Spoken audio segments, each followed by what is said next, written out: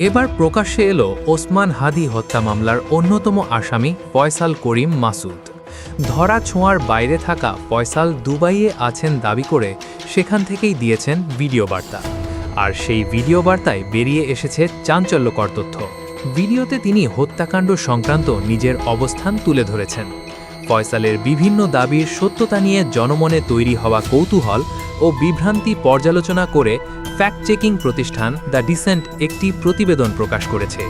বুধবার প্রকাশিত প্রতিবেদনে দ্য ডিসেন্ট নিশ্চিত করেছে যে ছড়িয়ে পড়া ভিডিওটি কৃত্রিম বুদ্ধিমত্তা এআই দ্বারা তৈরি নয়। দ্য ডিসেন্ট ফয়সাল করিমের বাস্তব চেহারা ও মুখভঙ্গির সাথে ভিডিওর দৃশ্যেরও পূর্ণ সাযুজ্য পেয়েছে। এছাড়া ভিডিওর ব্যাকগ্রাউন্ড নয়েজ বিশ্লেষণ এবং 4টি নির্ভরযোগ্য এআই যাচাই টুল ব্যবহার করে ভিডিওর সত্যতা নিশ্চিত করা হয়েছে।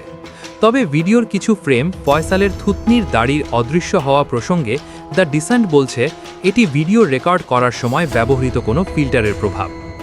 এই কারিগরি ত্রুটি পুরো ভিডিওকে এআই সৃষ্টি প্রমাণ করে না।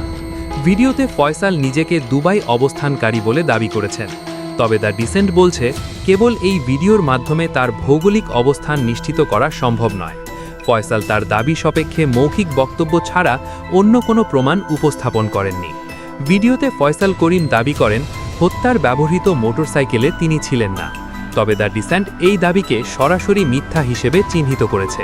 প্রতিষ্ঠানটির আগের বিশ্লেষণ এবং আইন শৃঙ্খলা বাহিনীর তদন্তে নিশ্চিত হওয়া গেছে মোটরসাইকেলের পিছনে বসে থাকা ফয়সাল করিমই গুলি করেছিলেন এবং চালকের আসনে ছিল তার সহযোগী আলমগীর শেখ। দেশের শীর্ষ গণমাধ্যমগুলোতে এই তথ্য প্রমাণসহ প্রকাশিত হয়েছে। গত 12 ডিসেম্বর দুপুর আনুমানিক 2:20 পল্টন থানার বক্স কালভার্ট রোডে হামলার শিকার হন শরীফ ওসমান হাদি। মতিঝিল মসজিদ থেকে জুম্মার নামাজ শেষে সোহরাওয়ার্দী উদ্যানের দিকে যাওয়ার পথে মোটরসাইকেল থেকে তাকে লক্ষ্য করে গুলি চালানো হয়।